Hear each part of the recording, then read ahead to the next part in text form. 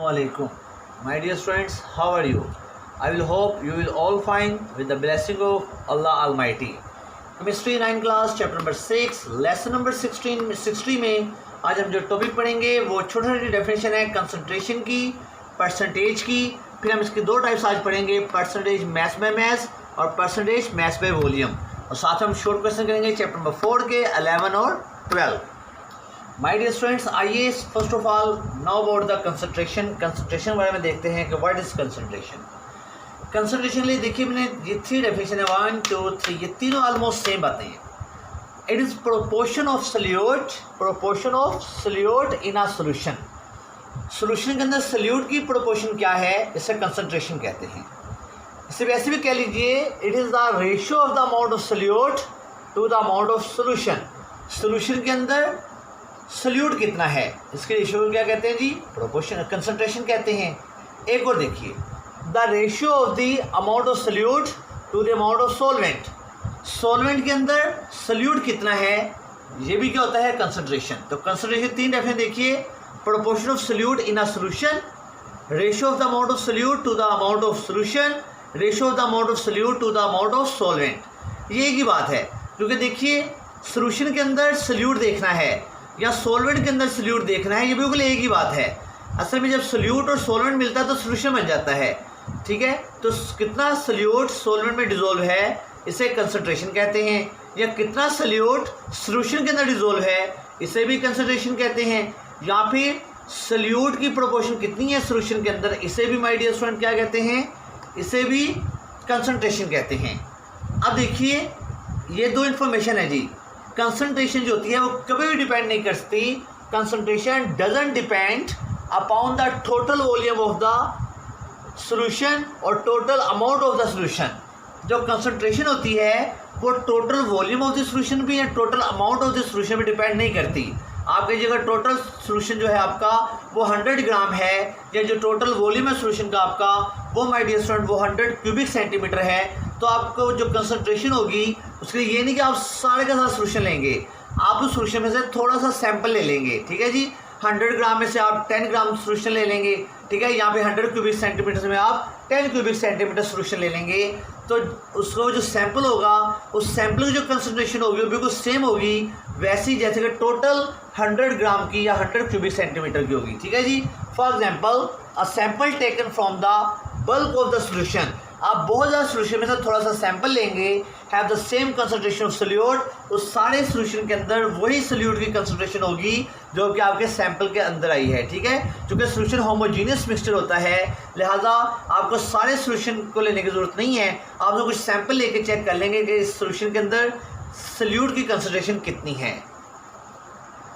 My dear student, आइए एक छोटी सी डेफिनेशन आती है, percentage unit of concentration. Percentage unit of concentration क्या होता है, it is the percentage of solute present in the solution. Solution के अंदर सोल्यूट की परसेंटेज क्या है, इसे कहते हैं परसेंटेज यूनिट ऑफ कंसंट्रेशन। क्या होता है जी percentage unit of concentration, it is the percentage of solute present in solution. Solution के अंदर सोल्यूट की परसेंटेज क्या है, इसे कहते हैं percentage unit of concentration. My dear students, ये देखिए ये परसेंटेज ऑफ सोल्यूट जो होती है ये वॉल्यूम में भी कर सकते हैं और ये मैस में भी कर सकते हैं, ठीक है जी। इसकी 4 टाइप्स होती हैं। इसकी पहली टाइप है percentage of mass by mess, याद है जो ऊपरली वैल्यू होती है वो हमेशा सोल्यूट को शो करती है और जो निचली वैल्यू होती है वो यहाँ सोलवेंट को शो करेगी या सोल्यूशन को शो करेगी, ठीक है जी। तो देखिए लिखा हुआ मैंने, इसकी डेफिनेशन है जी परसेंटेज मैस बाय मैस की, it is the number of grams of solute in 100 grams of solution. के 100 ग्राम सोल्यूशन में सोल्यूट के नंबर ऑफ ग्राम्स कितने हैं, इसे कहते हैं percentage mass by mess.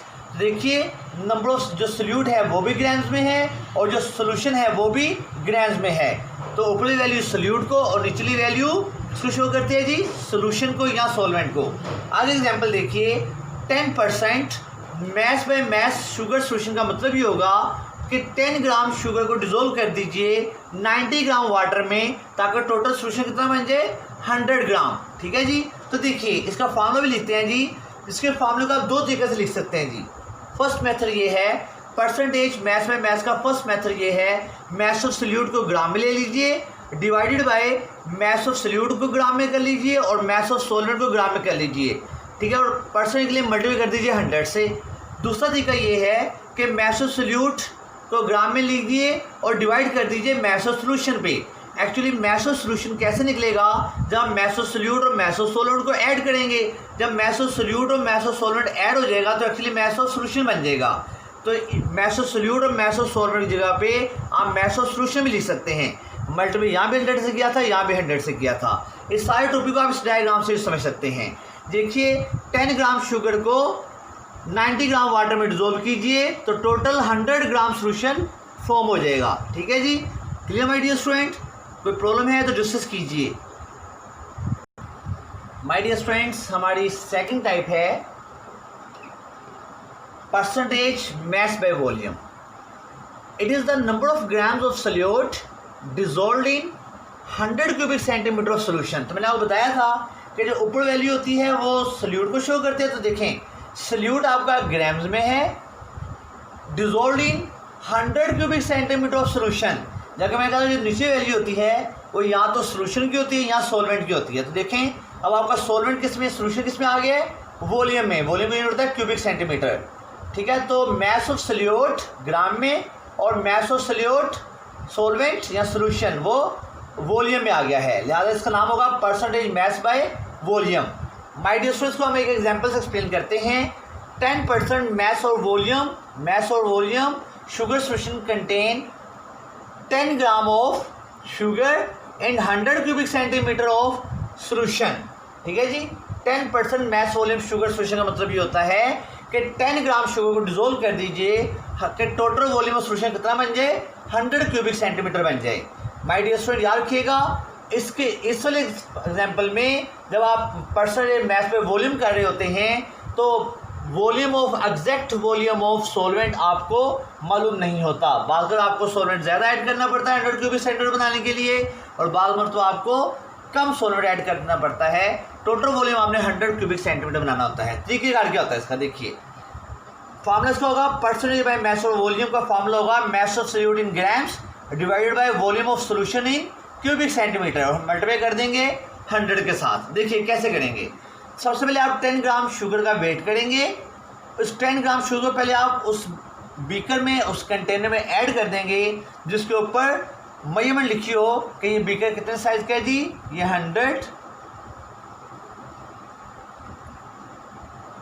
Cubic centimetre का है। अब इसमें आप क्या करेंगे, इसमें वाटर ऐड करेंगे। अब इसमें आप इतना वाटर ऐड करेंगे कि टोटल वॉल्यूम ऑफ सॉल्यूशन कितना बन जाए, 100 क्यूबिक सेंटीमीटर बन जाए, ठीक है जी। याद रखिएगा यहाँ पे लाजमी के अगर ये 10 है तो यहाँ पे 90 क्यूबिक सेंटीमीटर वाटर ऐड करना पड़ेगा, क्योंकि ये वो मैस का यूनिट है, वो वॉल्यूम का यूनिट है, लिहाजा लाजमी का आपको 90 क्यूबिक सेंटीमीटर वाटर ऐड करना पड़ेगा। कभी 90 क्यूबिक सेंटीमीटर से ज़्यादा वाटर ऐड करना पड़ सकता है, कभी 90 क्यूबिक सेंटीमीटर से कम वाटर ऐड करना पड़ सकता है। बस वाटर आपने इसमें इतना ऐड करना है कि वो इस मार्कअप तक आ जाए, इस निशान तक आ जाए जो कि 100 क्यूबिक सेंटीमीटर को शो कर रहा है, ठीक है। क्योंकि यहाँ पे आपको पता नहीं ना एग्जैक्ट कितना सॉल्वेंट आपने ऐड करना है कि टोटल सॉल्यूशन का वॉल्यूम कितना बन जाए, 100 क्यूबिक सेंटीमीटर बन जाए। लिहाजा माय डियर स्टूडेंट्स यहाँ पे वॉल्यूम ऑफ एग्जैक्ट सॉल्वेंट आपको नन नहीं होता, ठीक है जी। ये था हमारा percentage mass by volume. My dear student chapter number 4 के शॉर्ट क्वेश्चन नंबर 11 करते हैं जी हम। What is triple covalent bond, triple covalent bond क्या होता है, explain it with an example. उसे एग्जांपल के साथ एक्सप्लेन करेंगे जी। ये मैंने क्वेश्चन आपको करवाया था। My dear students define covalent bond, give types of covalent bond हमने किया था, तो उसके अंदर मैंने ये क्वेश्चन आपको आंसर करवाया हुआ है ट्रिपल कोवलेंट बॉन्ड का। पेज में 62 और 63 का रेफरेंस है जी, मैं आपको शो कर देता हूँ। माय डियर स्टूडेंट ये पेज में 62 है जी। Triple covalent bond, when each bonded atom contributes 3 electron, 3 bond pairs are involved in a bond formation. This type of bond is called triple covalent bond. 3 small lines are used to indicate these 3 pairs of electrons. उसके बाद my dear आप ये example चाहे draw कर लीजिए nitrogen वाली, या चाहे आप ये इस्तेमाल कर लीजिए इथाइन वाली, ठीक है जी। यहाँ आप ये वाली एग्जांपल दे लेंगे या फिर आप ये वाली एग्जांपल दे देंगे, ठीक है जी। जो सी आपको आसान लगे माय डियर स्टूडेंट वो एग्जांपल आप पुट अप कर देंगे जी। My dear student chapter number 4 short question number 12 है जी। What is the difference between polar and non polar covalent bond. Polar non polar covalent bond क्या होता है, ठीक है जी। डिफरेंस बताएंगे जी polar and non polar covalent compound में, और एक्सप्लेन करेंगे एग्जाम्पल के साथ। माय डियर स्टूडेंट, एग्जाम्पल मैंने यहाँ पे ड्रा कर दी है, और इसकी जो डेफिनेशन के मार्कअप है वो आपको टेक्स्ट बुक से निशान लगा दूंगा, और एग्जाम्पल आप यहाँ से कर देंगे, ठीक है। पहले आप डेफिनेशन करेंगे नॉन पोलर कंपाउंड की, फिर आप ये एग्जाम्पल ड्रा कर देंगे, फिर आप पोलर कोवलेंट बॉन्ड की डेफिनेशन लिखेंगे बुक किताब से, फिर आप उसके बाद ये डायग्राम ये एग्जाम्पल उसकी ड्रा कर देंगे, ठीक है जी। आइए पहले आपको इसकी दोनों के मार्कअप ड्रा देता हूँ, एग्जाम्पल आप इसको यहाँ से ड्रा कर देंगे, ठीक है जी। माय डियर स्टूडेंट, ये देखिए पहले हम पोलर नॉन पोलर की डेफिनेशन लिखेंगे। If a covalent bond is found between to similar atom, अगर दो सिमिलर एटम के दरमियान बॉन्ड बने जिन्हें होमो एटम भी कहते हैं, the share pair of electron is attracted by the both atom equally, such type of bond is called non polar covalent bond, ठीक है जी। यहाँ तक नॉन पोलर कोवलेंट बॉन्ड की डेफिनेशन हो जाएगी। एग्जाम्पल अभी मैंने आपको व्हाइट बोर्ड के ऊपर क्लियर करवा देता हूँ, ठीक है जी। उसके बाद आप आ जाइए पोलर कोवलेंट बॉन्ड के ऊपर। यहाँ से स्टार्ट करेंगे जी। If the covalent bond is found between two different types of atom hetero atoms, then the bond pair of electron will not be attracted equally by the bonded atoms. Atoms के बाद एक sentence आप खुद लिख लेंगे, this is called polar covalent bond, this is called polar covalent bond, ठीक है। ये लाइन आप खुद लिखेंगे जी, this is called polar covalent bond, atoms के बाद लिखेंगे, ठीक है जी। यहाँ पे मार्कअप खत्म हो रहा है जी। इसके बाद आप एक सेंटेंस खुद ऐड कर लेंगे, this is called polar covalent bond और पोलर कोवलेंट कंपाउंड्स। आइए मैं आपको इन दोनों की एग्जांपल्स बताता हूँ जी। माय डियर स्टूडेंट्स, आइए पहले हम example of non polar compound करेंगे, ठीक है जी। देखिए दोनों एटम सेम है, और ये जो एक इलेक्ट्रॉन इसका एक इलेक्ट्रॉन इसका, ये शेयरिंग हो रही है। जब इनकी शेयरिंग हुई है तो शेयर पेयर ऑफ इलेक्ट्रॉन दोनों एटम के बिल्कुल दरमियान में है, सेंटर में है।